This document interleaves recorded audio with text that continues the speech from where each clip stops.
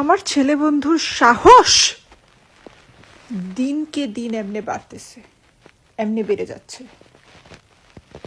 সে আজকে বলে তোমার কপালে অনেক অনেক লাইন হয়ে গেছে, অনেক দাগ হয়ে যাচ্ছে কপালে।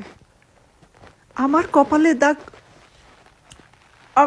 আমার কপালে দাগ হচ্ছে কেন? তোর কারণে, তোর কারণে আমার কপালে এখন দাগ পড়ে যাচ্ছে। আমি শান্তিতে ছিলাম, আমি আগে খুব peaceful, oh my god, all the calm vibes. আমি ছিলাম কম, আমি ছিলাম শান্ত। তোর কারণে, তোর তোর কারণে আজকে আমার এই যে লাইন হওয়া শুরু হয়েছে। আর খালি তোর কারণে না, কিছুদিন আগে আমার গাড়ি ঠুমঠাম বাড়ি খেয়ে শেষ হয়ে গেছে। তারপর আমেরিকার গভর্নমেন্ট আমাকে বলছে, আপা আপনার 8,000 ইউএসডির বিল দিতে হবে। 8,000 ইউএসডি।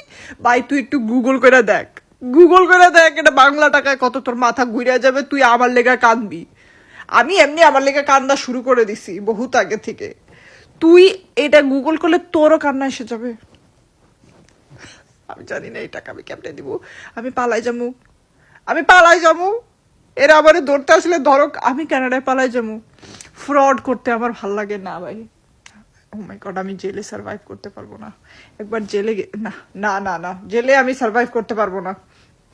জেল আমার দেখা হয়ে গেছে। একবার ওই নার্সিং যখন পড়তাম তখন এক টিচার আমাদেরকে জেল ঘুরায় নিয়ে আসছে, যে জেলের নার্সিং যদি করতে চাও এরকম হবে। আমি বলছি না ভাই, হাত ধুইছি, এইসবের ভিত্তে আমি নাই, এইসবের ভিত্তে নাই। আমার সন্ত্রাসীদের সাথে কাজ করার কোনো ইচ্ছা নাই ভাই। তুই টাকা দিবি, আবার সন্ত্রাসীদের সাথে কাজ করতে হবে? এনিওয়েজ, আমরা কথার থেকে কোথায় চলে গেলাম? এই শয়তান ছেলে বন্ধুর কারণে আমার এখন মাথা কি সবখানে আমার লাইন শুরু হয়ে গেছে। ঠিক আছে, রিঙ্কেল লাইন, বুড়া হওয়ার লাইন। এবারে আমারে বিয়া করতে চায় না, চায় কি চায় না সেটা আমি জানি না।